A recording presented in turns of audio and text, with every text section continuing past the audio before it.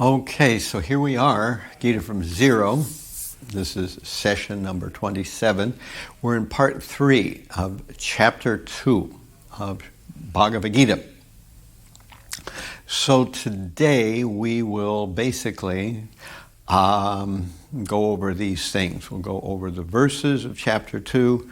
We will get a little bit into Vedic Ontology, the Chariot of the body, Reincarnation, the soul in the body, and reasons to fight. We'll see how we get on here, how far this we can actually manage to get into it. So here is our coming sessions. In July, in June, on June 7, we have we're going to do verses 22 to 30, which is still this section on not this body. So from all the way from verse more or less 10 through verse 30, this whole big section has been Arjuna learning from Krishna about the difference between the body and the soul, because Arjuna doesn't want to fight. He doesn't want to fight because he's afraid he will kill his relatives. And so Krishna is saying, no, you're not going to kill them. They can't be killed. The body can certainly be killed. And he explains this difference between the nature of the body and the nature of the soul. So we'll be continuing with that in June, on June 7th. And then on June 14th, we'll get into verses 31 through 38, which is a little section where Arjuna learns and Krishna gives Arjuna a kind of social argument about why he should be engaging in the battle. All right, so here we go. Part 3 of chapter 2, session 27, 16 through 21. And here are our topics: verses, Vedic Ontology, Chariot of the body, Reincarnation, and soul in the body, as well as reasons to fight. So Arjuna has given some of his reasons not to fight, and today we'll kind of briefly go over the reasons that he should fight. So Arjuna didn't want to fight. Now Krishna is beginning to unfold his reasons of why Arjuna should fight. So here are our verses. This is verse 16. Those who are seers of the truth have concluded that of a non-existent, the material body, there is no endurance, and of the eternal, the soul, there is no change. This they have concluded by studying the nature of both. Those who are seers of the truth have concluded that of the non-existent, the material body, there is no endurance, and of the eternal, the soul, there is no change. This they have concluded by studying the nature of both. Now, this verse right here is a very good summary of one important essential idea of Vedic ontology. Ontology is, as we've been talking about, the study of what is, what actually exists, and what doesn't exist. And when we're talking about what does exist, in what way it exists, how do things exist? And so this is a very point-blank, very rudimentary, very basic statement of the Vedic perspective on ontology, what exists and what doesn't exist. According here to Vedic ontology, things that are temporary, in one sense, don't exist. Things that exist without change, those things really exist because they are eternal. They go on. So there's no doubt that we live in a world of change and constant flux, metamorphosis. But at the same time, there are some things that never change. We're going to delve into this topic a little bit deeper later, so I'm going to just cap it at that point and move on. 17, that which pervades the entire body you should know to be indestructible. No one is able to destroy that imperishable soul. That which pervades the entire body you should know to be indestructible. No one is able to destroy that imperishable soul. So now Krishna is describing this is the soul. The soul pervades the body. The body is a different thing. The soul is a different thing. The soul is indestructible. The body certainly is destroyable. There's no doubt about it. Nobody needs to offer any evidence in that on that side of the equation. 18. The material body of the instructible, immeasurable, and eternal living entity is sure to come to an end. Therefore, fight, O descendant of Bharata. So, Krishna begins to contrast these things. We see this contrast again and again. Soul eternal, body temporary. Soul eternal, body temporary. Soul can be neither cut, dried, broken into pieces. It cannot be killed under any circumstances. Body definitely is doomed to destruction at some point, either today, tomorrow, or in 100 years.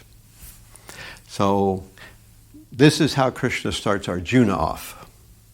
So we have this exposition of Vedic ontology, of how things work in the Vedic system, and it starts with this point, that there is a soul, there is a body, and that we are the soul within the body. We are not the body. The body will certainly die. The soul will carry on. And, we will weave into this the idea of karma, and we will weave into this the idea of reincarnation.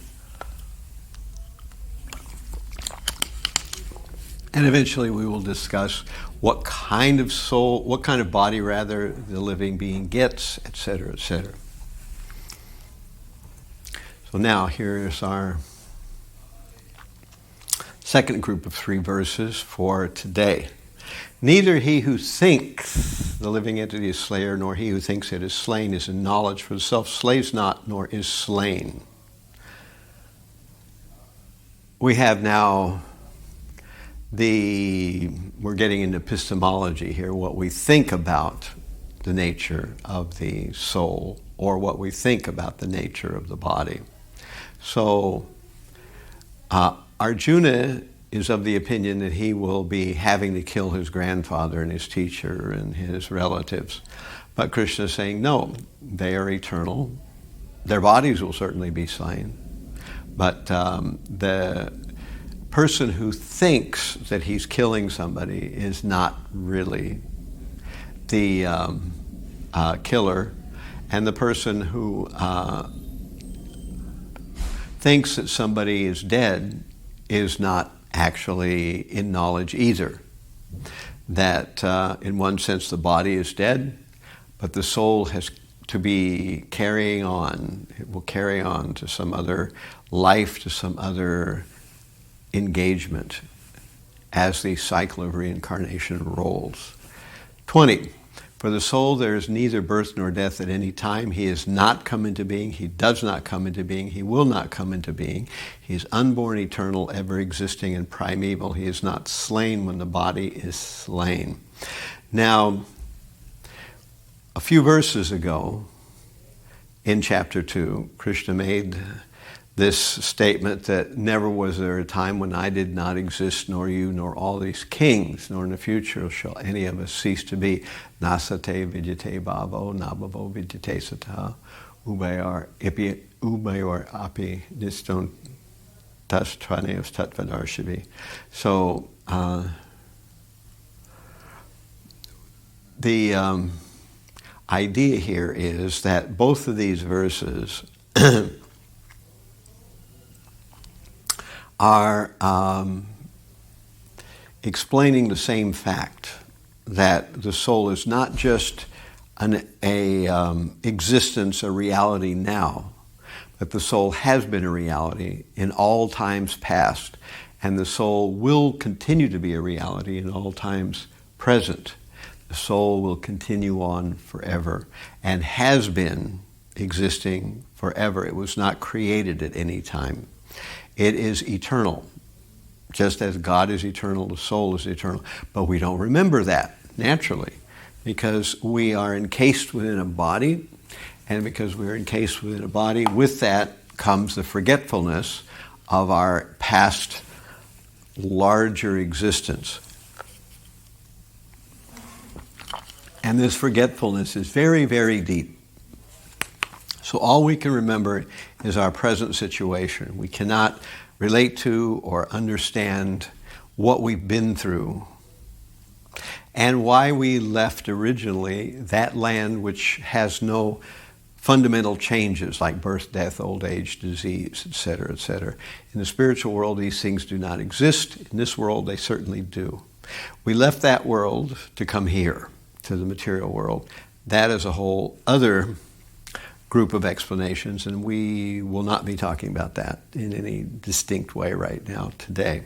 So let's move on finally to our last of these 6 verses we're reading today.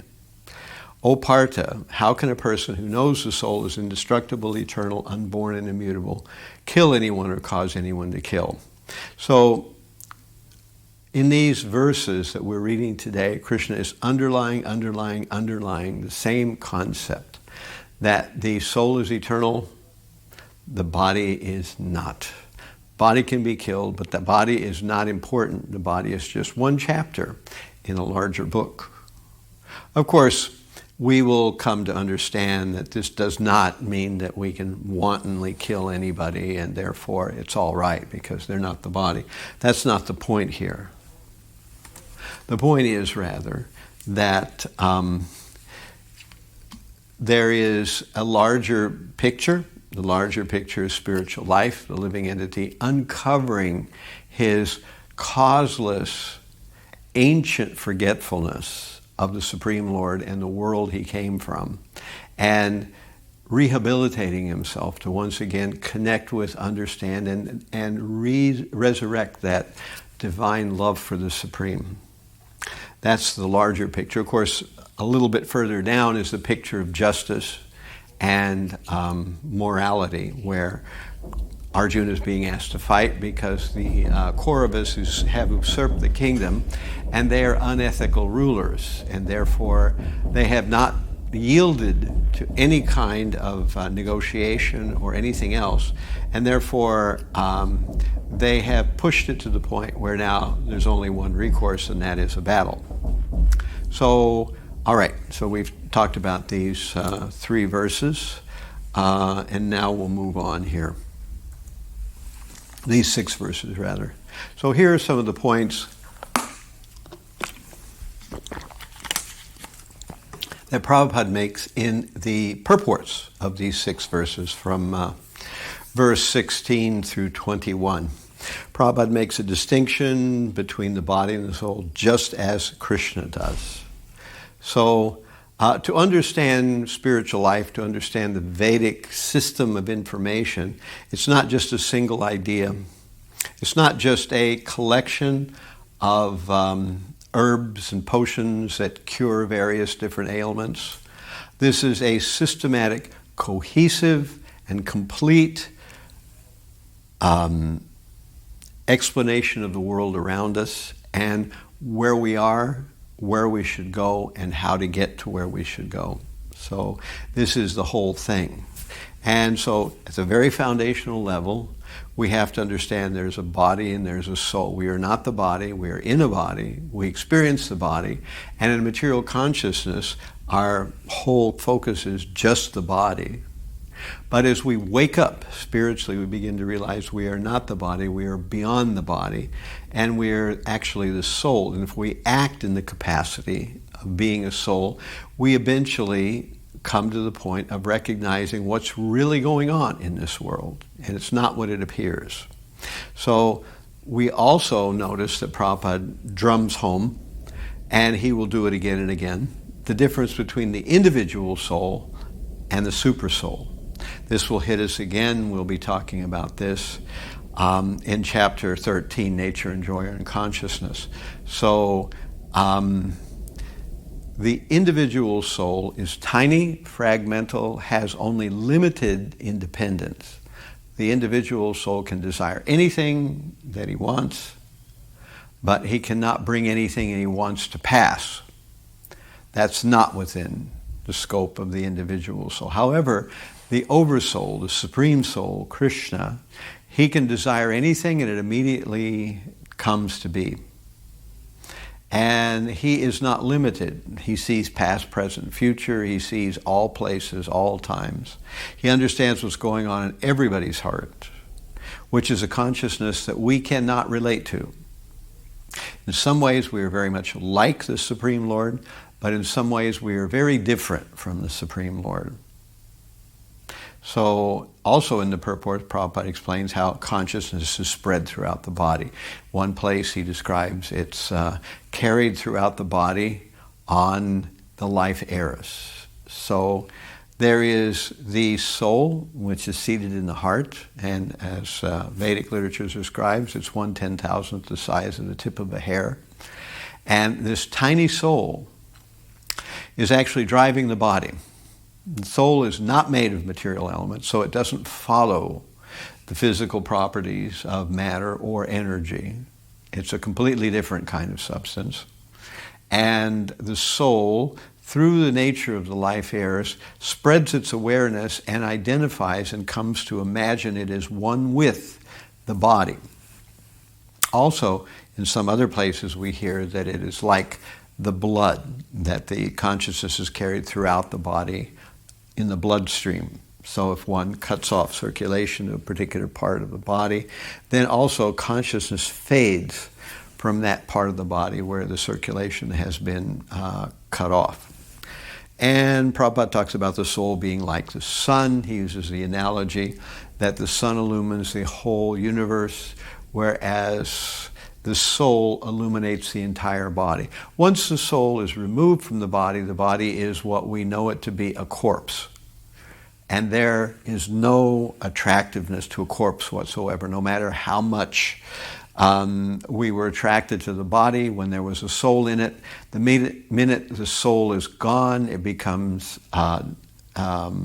detestable. It becomes unwanted, and we immediately want to do something with it. Either we bury it or burn it or something like that. So the body is just material elements. And once the soul is out of it, it does not continue to grow. It doesn't manifest any character. It doesn't exhibit desires. It doesn't make any changes. It simply begins to disintegrate. That's the nature of the body once the soul is out of it. So what gives the body motion, what gives the body life, what gives the body cohesion, what gives the body character, what gives the body attractiveness is only the soul. And so we discover also in the purports, Prabhupada talks about 6 changes of the body, that there is in all organic things, not just human beings, we have birth. The body comes into being. It wasn't at one point.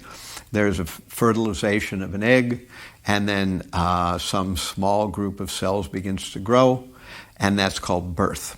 And then from birth there is growth. There is a period of time when the body has to fully manifest itself to the form that it will eventually journey through life with. So there is a premature or a infant stage where the body is developing. It hasn't fully developed. So there's birth and growth. Then there's maintenance, or remaining for some time. It hits a equilibrium for a time. So it more or less is an equilibrium. There are some changes, but they're not as drastic as the changes during growth. And that exists for some time. Finally, there is usually reproduction,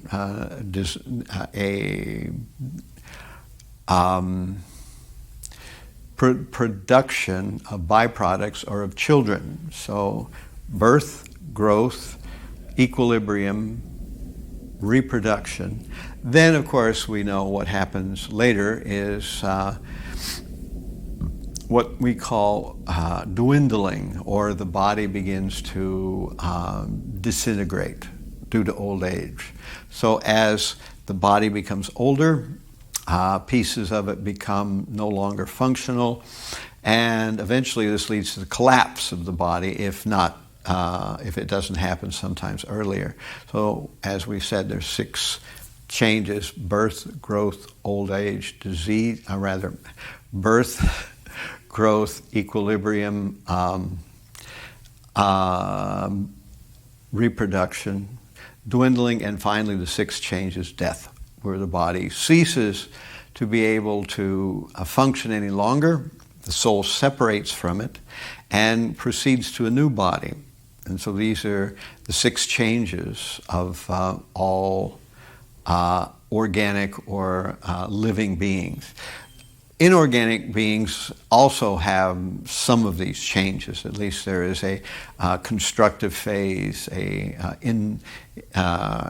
initiating phase, a constructive phase, usually a decadent phase, and finally an annihilation phase. So usually not byproducts, and there's usually or reproduction in non-organic or non-living items, but there's a similar kind of thing. So in the material world, there's this constant change through these various stages. And of course, in the purport, Prabhupada talks about a little bit religious violence, the difference between violence that's for religious principles and violence that's actually just violence for the sake of control, for someone to put his, or to impress his will over someone else. And we hear a little bit about justice. So these are the things that Prabhupada discusses in the purports. Difference between the body and soul, difference between individual soul and the super soul, how consciousness is spread. Soul is like the sun, the soul's size, 6 changes of the body, religious violence and justice. In his book, Surrender Unto Me, Burijan brings out some of the same points. He explains how Krishna rebukes Arjuna's high words. So at the end, from 1 to 9, mostly Arjuna is speaking, and he's explaining that he sees that this battle is not right, and then he surrenders to Krishna, but at the very end he says that he doesn't feel that there's a just cause here and he shouldn't be fighting. But the first thing Krishna does when he speaks is to rebuke Arjuna, that you are speaking these learned words, but what you're saying is actually not relevant to the current situation. So this is what the Bhagavad Gita starts off with Krishna immediately picks up the dialogue by explaining that Arjuna is certainly speaking high moral principles. He's talking about nonviolence. He's talking about compassion. And all these things certainly have their application, but not in the present moment. Then what we're experiencing now is this section where Krishna is rebutting nonviolence based on the fact that the soul is eternal. And so Vishwanath Chakravarti Thakur, in his commentary on Bhagavad Gita, suggests that the soul is neither the subject or the object of killing. The body is the subject and object of killing, but not the soul. And that the soul is aja, which means unborn, and shashvata, deathless. So these are some things that Burijan brings to bear. So to go further here, now that we are into the basic heart of this discussion, as we said before, most philosophical discussions, at least at some point, must touch on the concept of ontology, what exists and how it exists. We have to, first of all, ask, well, if we're going to talk about these systems of how the universe works and how things are created, how they're destroyed, how they bounce around in this drama we call life, if we're going to talk about this, we first have to start off with an inventory of what actually exists. So here are 2 basic Vedic ontological root points, very important basic concepts. And the first one we hit in this verse that we read today, nasato vidyate bhavo, nabhavo vidyate sataha, ubayarapi driston tastvanios tatvadarshibhi. Those who are seers of the truth have concluded that of the non-existent, the material body, there is no endurance, and of the eternal, the soul, there is no change. This they have concluded by studying the nature of both. Now, in this verse, we definitely hear that the body is temporary and will eventually be annihilated in one way or another, and the soul is not. It's eternal. It will never be annihilated, and it can't be harmed in any kind of way. But beyond that, here is an ontological principle that there are two words here, sat, which means eternal. It also means substance, it also means truth. And asat, which means non-eternal or false. So in Vaishnava theology, we generally don't consider the material world false the way the Mayavad philosophers do. However, it is false in the sense that it is not what it appears to be, and it is false in the sense that it will pass away. So in those two ways, the material world is actually a false representation. So we have here the bird and the not bird. So the idea is that anything which will endure forever is actually important and worth spending our time on. And things which will not endure forever, we might as well not waste our time with those things. We might deal with them as necessity forces us to, but not give them any serious focus. So the sages and those who are seers of the truth of Vedic knowledge will always look at things and ask themselves the question, what are we talking about? Are we talking about something that is sat, something that is eternal, an important principle, or something that is asat, something that is not an eternal principle? So this is two categories. We understand this, then this deep level of ontology will begin to help us understand how to categorize the world around us and all those things we see in the inventory of the reality that we are surrounded by. So ontology is kind of a first step.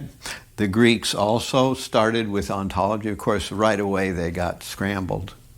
They couldn't figure out whether it was one or many. They couldn't figure out whether things change or they never change. So the Greeks were stumped by this. Here, the Vedas are explaining that yes, there are things that never change, and yes, there are things that constantly change. So both things exist, change and non-change. Things that are material, they are locked in to the constant metamorphosis of change from one state to another. And this, Parmenides saw very clearly. So that was the nature of their conclusions. Similarly, or rather, this was what Heraclitus saw very clearly. And Parmenides saw the other side, where things never change. So this was the two various differences. But from the Vedic perspective, we understand there are both those things which never change and those things which do change. And they interact with one another. So this verse kind of highlights that. And the next verse, or next, not really as a verse, but the next principle of ontology is Achintya Bheda Bheda Tattva, which is another, this you won't read in any other religious text. That Achintya Bheda Bheda Tattva is something that even in India, the great sages had trouble with for many, many centuries and couldn't figure out. So there were many responses. Is there just one substance? Are there many substances? And so individuality or multiplicity. This was difficult to arrive at because in one sense, it seems very straightforward and logical to think that this entire world, however far you want to think about it, must be one thing. So that seems very straightforward. But at the same time, we see the world full of many different things. In Chinese, they call it the world of 10,000 things, So the world is full of all kinds of small things. We see them every day. when we cook, we assemble various ingredients, various different kinds of things. When we interact with other people, we see there's a society, so there's many other people other than me. We interact with them in various different ways. And we see that there was once a past where I was a child, and now I'm in a different capacity of life. I'm much older. And so even in myself, there are multiplicities of time periods that I have lived through. So somehow it's all one, but yet it's different. And so this point, which was given by Lord Chaitanya Mahaprabhu, Achintya Bheda Abheda Tattva, is another very important ontological principle. It's the very root of Vedic conception, that something can be inconceivably, simultaneously, one and different. So this is the answer to all those questions that the Greeks had and that many people in the ancient Vedic times had. Is it all one, the white light, or are there actually many things? And the answer is yes. All these things exist. It's inconceivable. So somehow or other, these things are one and different, and they're one and different at the same time. And it's not easy to conceive of how that's possible, but nevertheless it's true. So, you have with Aristotle the law of the excluded middle, but actually we don't follow the law of the excluded middle. Here is the answer to the law of the excluded middle. The excluded middle evidently does exist. And unless you accept it, you have a serious problem in understanding the world around you. So, not that everything is in the law of the excluded middle, but things can be one and different at the same time. And there's another devotee, Akandati, who has this whole explanation, which I found very fascinating, about the idea that no matter whether you're a monist or a dualist, that in any case, there is no philosophy on the earth that's purely monist or purely dualistic. All philosophies are some shade between. Even those who purport to be solid monist or those who purport to be dualistic. Because in any philosophy, at some point you have to agree that there are many things, and at some point you have to agree that somehow those many things are part of one great whole. So that is a whole concept in itself that's outside of today's scope, but we will talk about it sometime later on. And so I wanted to highlight these 2 points in Vedic ontology because they're the bedrock of what we will stand on, that things that last forever are considered sat or reality, and things which don't last forever are considered asat or temporary and not so important. At the same time, that the Supreme Lord can be simultaneously one with and different from all of his parts and parcels. And so he is one with, we are one with God, but at the same time, we are also different from God. And we will always remain that way. We will never be completely identical with God in all respects. That will never happen. And it never has happened. So this is Achintya Bheda Bheda Tattva. And we see also how the universe springs from the Brahma Jyoti, which is a white light with no form, no distinction. So from that oneness, we get difference. So in many ways, this principle applies. So that's Vedic Ontology 101. Then I wanted to focus in on this chariot of the body. We touched it a little bit last week. The horses are, in this analogy, described as like the senses. So we've got the eye, the nose, the ear, the touch, and the tongue. And they're pulling us in various directions because we see something we want to taste, we see something we want to look closer at, we want to smell something, we want to touch something, and therefore the horses or the senses of the body are dragging us in different directions. Now, there is the reins, like in a chariot, which are supposed to guide the horses, and that's the mind. Then we have the driver, and the driver in this case is the intelligence. The driver is supposed to know what the actual direction or the goal or the city that the chariot needs to direct itself towards. So that's what the driver is supposed to know. Oftentimes the driver does not know this, at least in everyday modern life. And of course, the whole chariot and the entire assemblage is called the chariot of the body. And the self here appears to be a terrified passenger of this entire drama of the senses struggling to find and appease themselves, and the mind not really being pulled in any way strongly, and therefore the intelligence not really knowing where the chariot should wind up. And so the destination of this group is uncertain.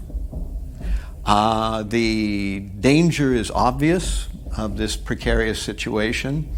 The confusion of what's going on is also apparent.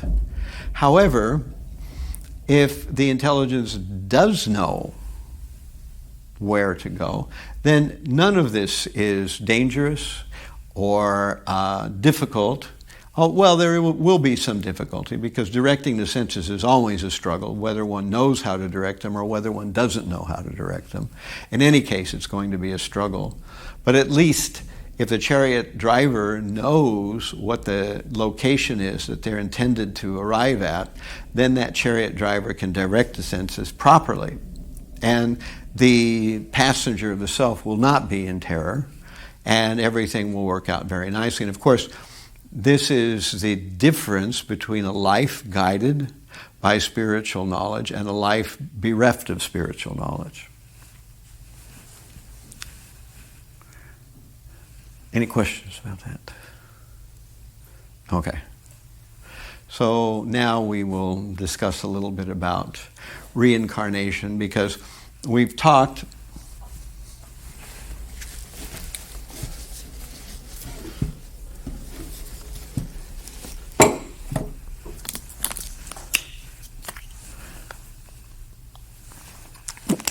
I'm going through the water today. So we've talked about the founding principles. There's a body, there's a soul. The body's temporary, the soul is permanent. We've talked about the fact that the universe is not what it appears to be. And we've talked about the senses. So now, obviously, because Krishna is talking about this idea that the soul is eternal, well, what happens then at death? So this brings us into the concept of reincarnation. And reincarnation is always folded in with the concept of karma. The two things have to be understood in tandem because they are mutually interactive. And as far as Western thinking goes, these subjects are missing entirely from Western thinking.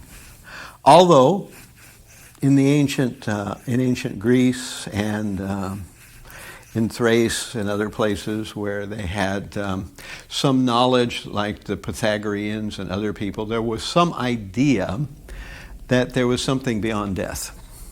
And although this was never very well developed, however, in the Vedic system it's quite detailed and very well developed. So in the Western world, this is all missing. We don't know about reincarnation, we don't know about karma. And because we don't, The world is a mystery to us. Why are some babies born with a silver spoon in their mouth? Others die at birth. Others are grown up with a mother or father who's into some kind of substance abuse, et cetera, et cetera. So we have all these diverse situations where people are born. And some people are born even without a fully functional body. Some parts missing or some parts defective, and the person never matures properly or never lives beyond a few years, and so on and so forth. So why and how? And so reincarnation is the beginning of the answer of all these questions that we have, the soul, the subtle body, and the gross body. So we've been talking about the soul, and we've been talking about the body, but there's actually something in between, and that we call the subtle body. So the subtle body is sometimes in Sanskrit called the linga sharira. The gross body is called the sthula sharira. So the linga sharira is just mind, intelligence, and false ego. It's not made of the same material elements that the gross body is made of, nor is it made of the eternal elements that the soul is made of. So we have three categories of ontology or existence here. We have the soul, which is made of eternal substance, which is Sat, Chit, and Ananda. We have the subtle body, which is made of three subtle but material elements called mind, intelligence, and false ego. And we have the gross body, which is made of gross elements, which are earth, water, fire, air, and ether. So these three things interact with one another. So this is understandably a somewhat complex configuration. But at the time of death, the soul and the subtle body leave, and that's what's depicted here in this picture, that the soul is within the heart of the living entity, and the subtle body leaves and enters into another birth channel somewhere and begins a new life of some kind or another. It may or may not be human. And this may or may not happen immediately. There are sometimes things that happen between birth, or rather between death and the subsequent birth.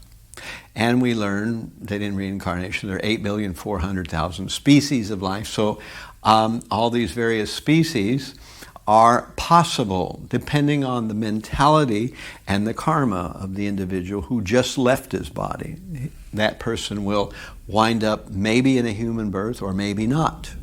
So we know there are 400,000 species of just humans. The other 8 million are non-human species.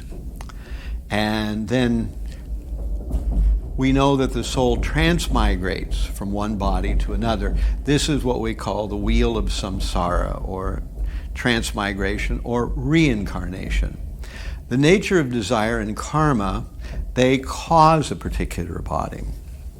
So in Bhagavad Gita, it is a study in the concept of karma, how by desire and by action one is generating in the future a new body.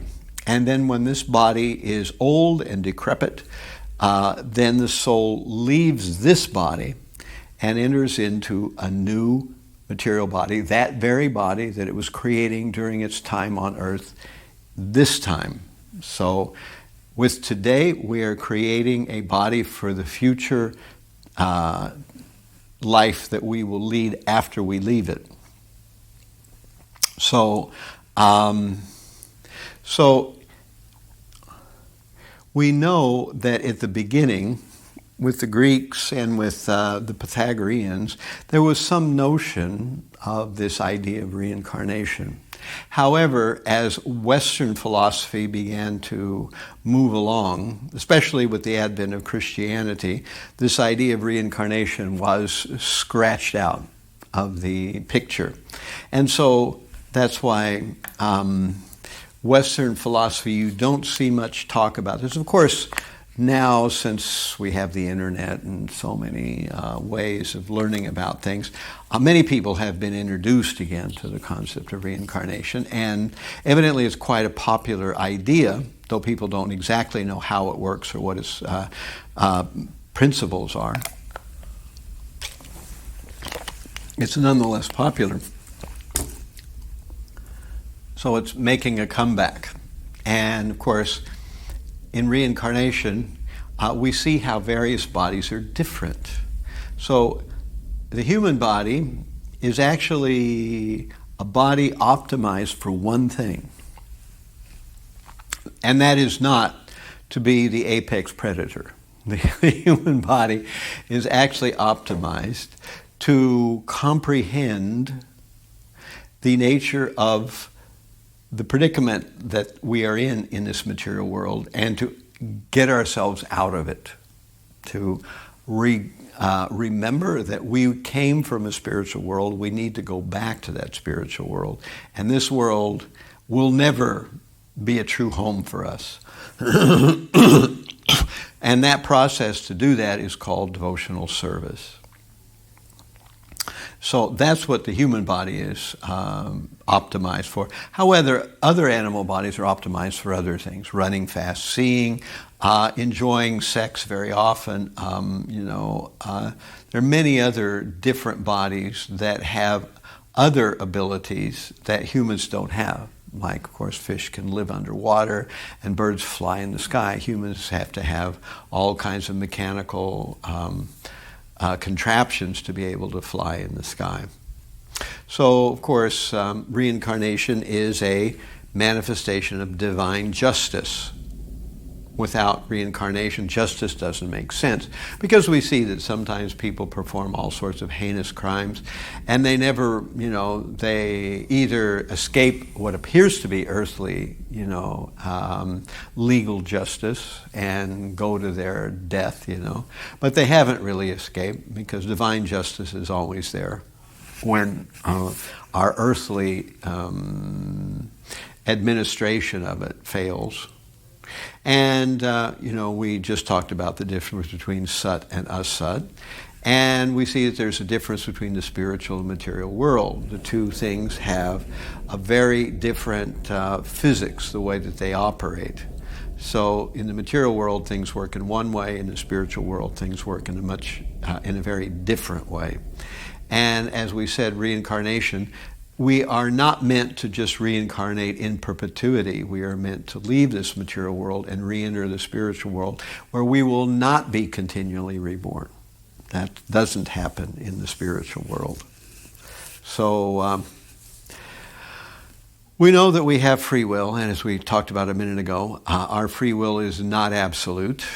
We have the ability to desire anything we want, but beyond that, whether we can affect anything that we want, that's a whole other story. We may or may not be able to. It depends on our karma.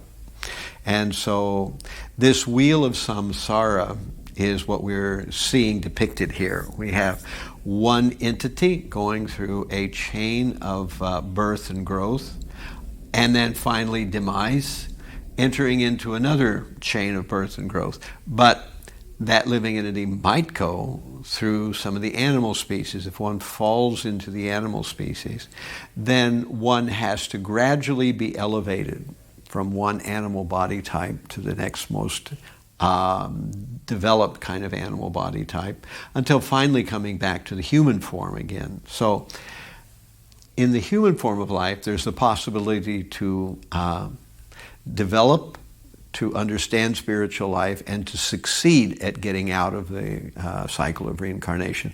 In the animal forms, no possibility of that.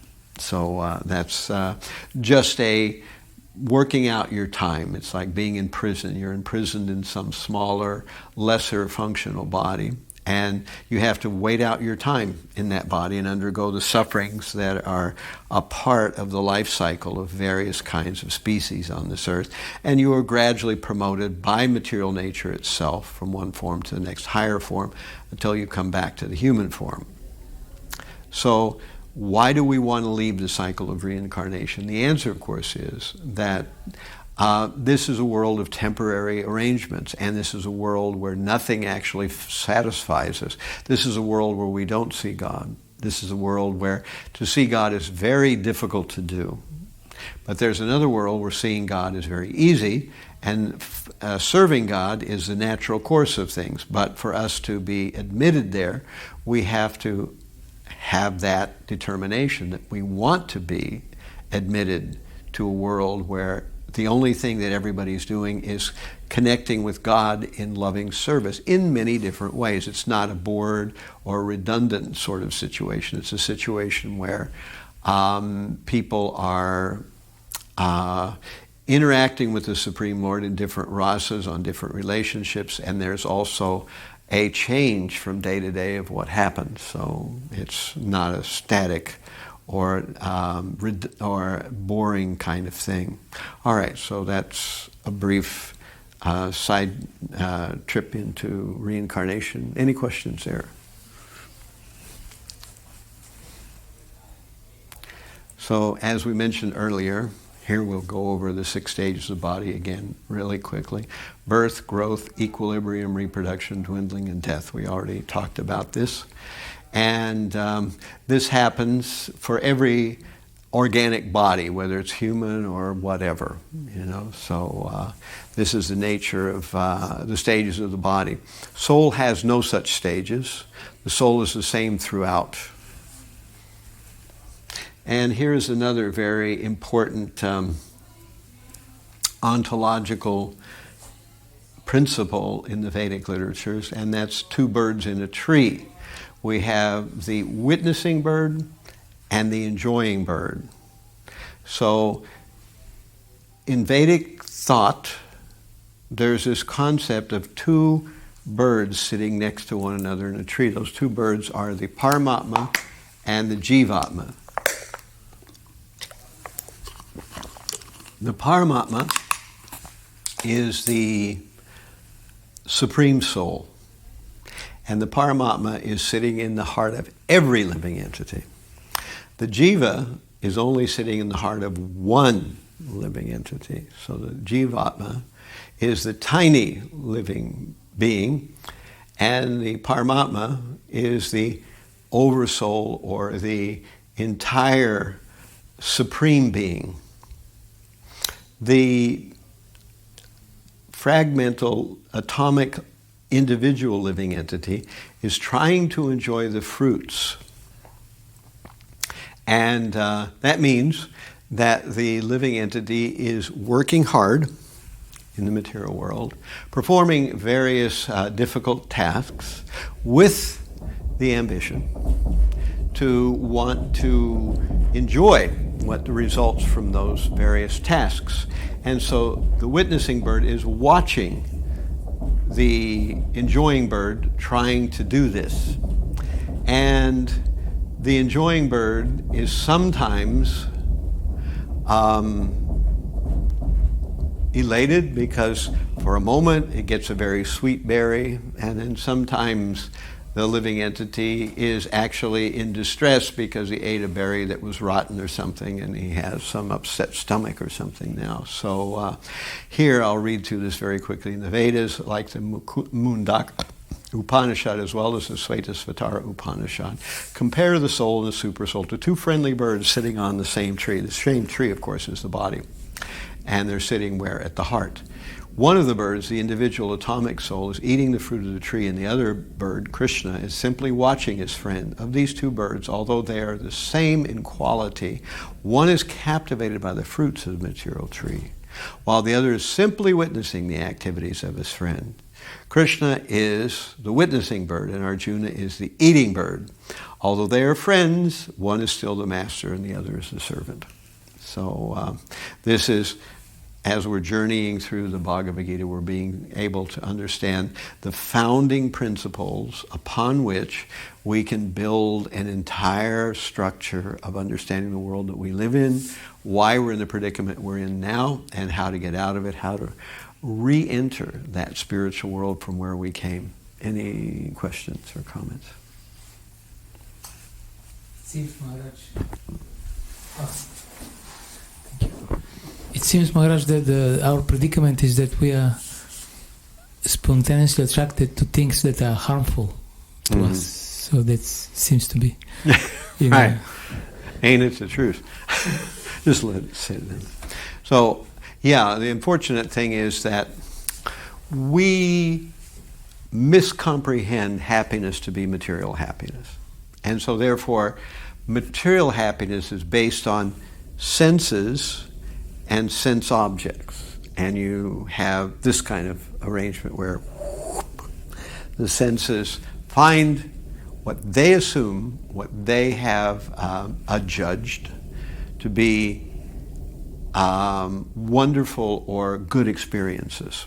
So for most human beings, we grow up from the time we're in the womb, watching people around us, learn what categories of things they find favorable for their sense enjoyment, and what kind of things they're either lesser interested in or even they find disturbing.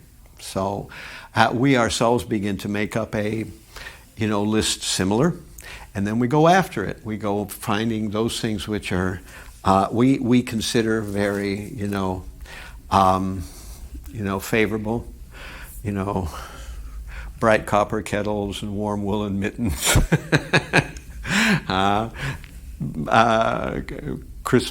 What is it? Christmas packages tied up with bows. These are a few of my favorite things from that song. So you have these kind of things. So we, we think of these things, and then we go after trying to procure them. But as we focus our minds on finding out what feels good, we gradually develop the realization that more and more dark things become much more agitating and much more materially thrilling to the senses. So we gradually begin to develop a taste for darker and darker things, substance abuse, for abusing other people, for various kinds of reprehensible behavior. And so a path where thinking in terms of what appreciates or what appeals to the senses will always lead us down that road to darker and darker forms of material gratification. And so it seems that in most cases, unless a person is at least involved in the process of living a life in the mode of goodness, one will naturally be drawn to darker and darker forms of happiness. And as they get drawn to darker and darker forms of happiness, their karmic burden will start to increase, and they will start to suffer more and more because the material nature will reciprocate with that kind of increasing lack of understanding of what life is really about.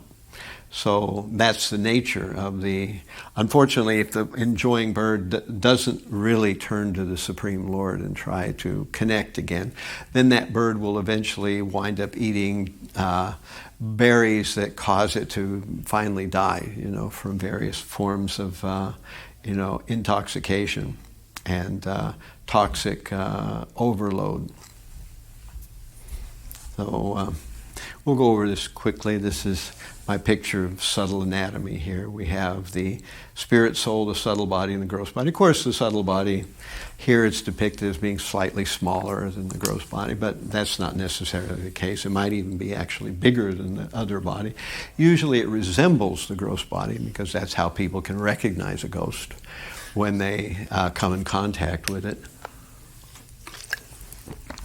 And the subtle body, from having hung out in a particular gross body for a long time, identifies itself with that gross body in the sense of also its form. So the subtle body takes on the same form. So the gross body at death will certainly be left aside, and it will once again re-enter the chemical nature of the world around us, the dirt and so on and so forth, or else it'll be burned as it is in some cultures. The subtle body and the spirit soul will not die with the gross body, but rather as a pair, the subtle body and the spirit soul will leave and enter another womb somewhere in the universe. And the job of spiritual life is to get rid of this subtle body.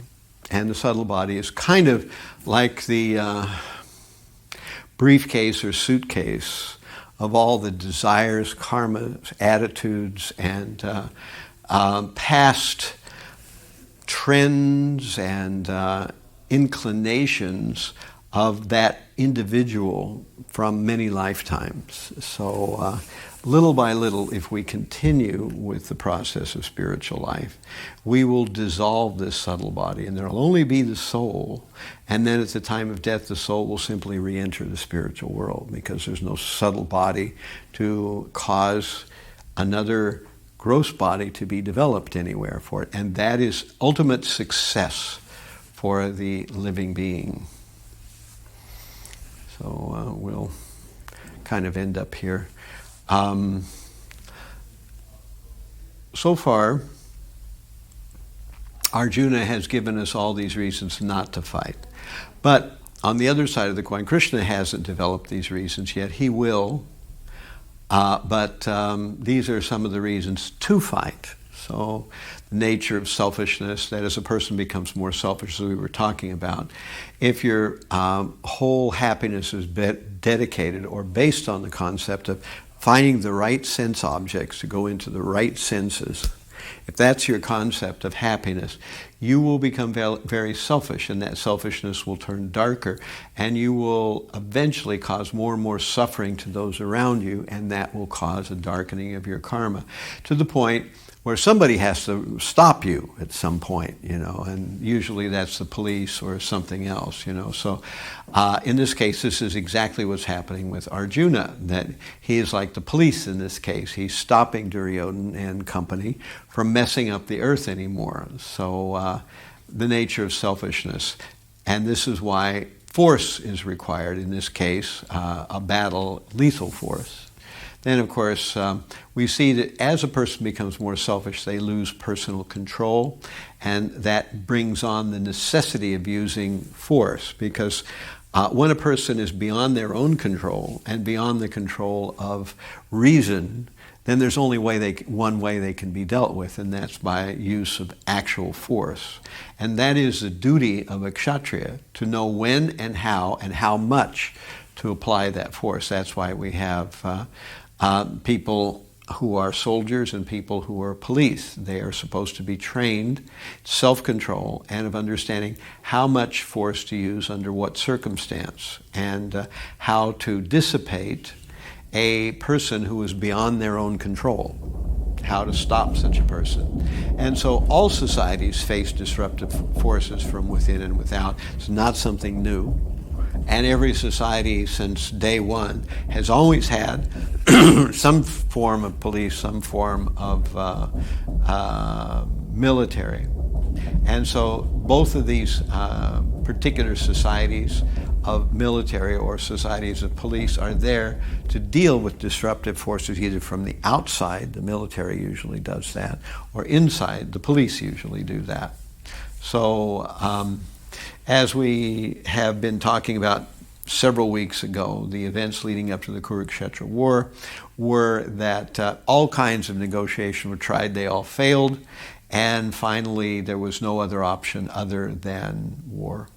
And the real reason that Krishna wanted Yudhishthira to fight and the Pandavas to fight was that he wanted Yudhishthira to be the leader of the kingdom and not Duryodhana. Duryodhana was capable in the sense of being an administrator, but he was not someone who was spiritually progressive. So his administration would not be for the better of humans in general. So he was an obstacle in the course of developing a society that was progressive. And on top of it, as he was getting more and more selfish, his rule and his actions would have become more and more degraded. So this is why Krishna decided to bring the whole thing to an end with this battle of Kurukshetra. All right, so any final questions or comments about any of that? So today was Ontology, Chariot of the Body, Reincarnation, Nature, the Soul, Reasons to Fight. Next week, on June 7, We're going to talk more about reincarnation. We're going to talk a little bit about the 6 darshans. I moved Sankhya down here because I knew we wouldn't get to it today.